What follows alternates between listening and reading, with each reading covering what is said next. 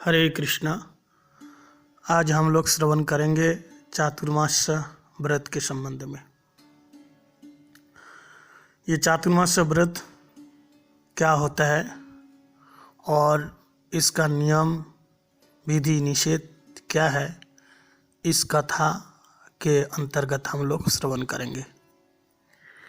सनातन धर्म के अनुसार आषाढ़ मास के शुक्ल पक्ष की एकादशी की रात्रि से भगवान विष्णु अगले 4 मास के लिए योग निद्रा में लीन हो जाते हैं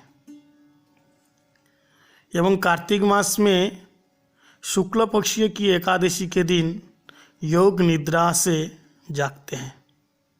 इसलिए इन 4 महीने को चातुर्मास कहा जाता है। भक्ति रसामृत सिंधु में 64 प्रकार के भक्ति के अंगों के बारे में कहा है और उसी में उल्लेखित है ये चातुर्मास व्रत के बारे में। उसमें एक भक्ति का अंग आया, ऊर्जा दरो विशेषण, ये वाक्य आया। लेकिन इस वाक्य के ऊपर जगतगुरु शिला प्रभुपाद भक्ति सिद्धांत सरस्वती गोस्वामी ठाकुर जी ने व्याख्या दी है। उन्होंने कहा ऊर्जा दरो विशेषण, इसका मतलब ये नहीं है केवल कार्तिक व्रत या दामोदर व्रत का पालन करना, ऐसा नहीं है। कहते हैं चातुर्मास का भी पालन करना आवश्यक है और विशेष करके उन 4 मास के अंदर जो कार्तिक मास है इसको भी पूरी तरह से पालन करना है। इसलिए ऊर्जा दरो विशेषण कहा है। चातुर्मास व्रत ये कर्म के अंग नहीं है, ये शुद्ध भक्ति है। इसलिए श्री चैतन्य महाप्रभु अपने पार्षदों के साथ इस चातुर्मास का व्रत पालन करते थे। अगर ये कर्म का अंग होता तो महाप्रभु नहीं करते, क्योंकि महाप्रभु ने स्वयं कर्म की निंदा की है। कर्म निंदा कर्म त्याग सर्वशास्त्र कहे, कर्म हईते प्रेम भक्ति कृष्ण कभू नहीं। इस प्रकार शास्त्र में कहा है कि निंदा कर्म की गई है, क्योंकि कर्म के द्वारा हमेशा बंधन होता है, मुक्ति नहीं होती है। इसलिए कर्म के अंगों को त्याग करना है। तो चातुर्मास व्रत शुद्ध भक्ति है, इसलिए चातुर्मास व्रत को पालन करना अवश्यंभावी है। वास्तव में चातुर्मास व्रत विधान के द्वारा भगनमुख कर्मी जो जीव है उसको भोग विलास त्याग करने का अभ्यास कराकर सुकृत उत्पादन के माध्यम से उन्हें धीरे धीरे प्रेम भक्ति के मार्ग में परिचालित करना चाहते हैं भगवान। यही है मूल उद्देश्य। लेकिन जो लोग इस चातुर्मास को कर्म का अंग समझ करके परित्याग कर देते हैं और गृह व्रत धर्म पालन करते हैं, तंबाकू पान सेवन करते हैं अथवा इंद्रिय तृप्ति के लिए सुंदर सुंदर भोजन आदि ग्रहण करते हैं, ये भक्ति के अनुकूल नहीं है, ये शुद्ध भक्ति नहीं है। अथवा समर्थ होने पर भी आलस्य के कारण जो लोग इस व्रत का अनादर कर देते हैं, भगवान श्री कृष्ण उसके प्रति प्रसन्न नहीं होते हैं। स्कंद पुराण में लिखा है चातुर्मास व्रत के समय क्या क्या खाना नहीं चाहिए और क्या क्या खाना चाहिए। तो सबसे पहले निषेध क्या है हम लोग श्रवण करेंगे। क्या खाना नहीं चाहिए। श्रावणे वर्जयत शाकम दधि भाद्रपदे तथा दुग्ध माश्व युवे मासी कार्तिके चामीशम तेजेता।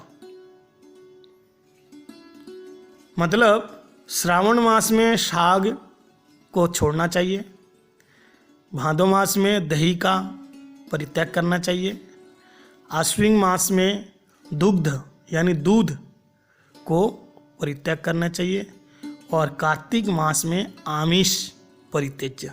आमिष का मतलब जो लोग आमिष खाते हैं वो लोग विशेष करके कार्तिक के महीने में आमिष को त्याग देंगे, और जो लोग आमिष नहीं खाते हैं, पहले से त्यागा हुआ है, उन लोगों के लिए आमिष का मतलब यहाँ उड़द की दाल अथवा सरसों का तेल। और क्या क्या खाना नहीं चाहिए? सीम, बैगन, परमल और अनेक प्रकार के जो नाशा जातीय जो वस्तु है, ये कार्तिक मास में खाना नहीं चाहिए। अब विधि क्या है? विधि है कार्तिक के महीने में करें तो क्या करें? ज़्यादातर भगवान का नाम संकीर्तन करना चाहिए। अगर कार्तिक के महीने में कोई भूमि या पत्थर पर शयन करते हैं, वे भगवान विष्णु का अनुचर होते हैं, भक्त बनते हैं और भगवत धाम जाते हैं। कार्तिक के महीने में नाखून तथा लोम केश धारण करने से प्रतिदिन गंगा स्नान का फल प्राप्त होता है। कार्तिक महीने में मंदिर का मार्जन करने से कल्पों तक स्थायी राज्य मिल जाता है। अथवा कार्तिक महीना में भगवत मंदिर की परिक्रमा करने से भगवान के भक्त विष्णु दूध आते हैं और उन भक्तों को विमान में बिठाकर विष्णु लोक में लेके जाते हैं। विष्णु मंदिर के सामने भगवत नाम संकीर्तन करने से वो भगवत पार्षद लाभ करते हैं। और जो नित्य स्नान करके जाप परायण होते हैं वो कभी नरक में नहीं जाता है। और कार्तिक महीने में जो लोग धातु के पात्र आदि को छोड़कर पत्ते अथवा पत्थर की शिला के ऊपर भजन करते हैं, उन्हें पुष्कर, कुरुक्षेत्र, प्रयाग आदि का स्नान करने का फल मिल जाता है। ऐसा विष्णु रहस्य ग्रंथ में ब्रह्मा श्री नारद जी को बता रहे हैं, और एक भविष्य उत्तर पुराण में भगवान युधिष्ठिर महाराज जी को कह रहे हैं। चातुर्मास व्रत प्रारंभ करने का 2 नियम है। पहला नियम, आषाढ़ मास के शुक्ल पक्ष की शयन एकादशी से कार्तिक मास के शुक्ल पक्षीय उत्थान एकादशी तक। और दूसरा नियम, आषाढ़ मास के पूर्णमासी से कार्तिक पूर्णमासी तक।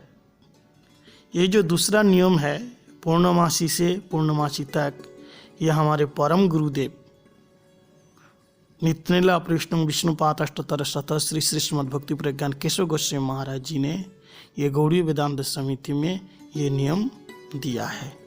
हरे कृष्णा।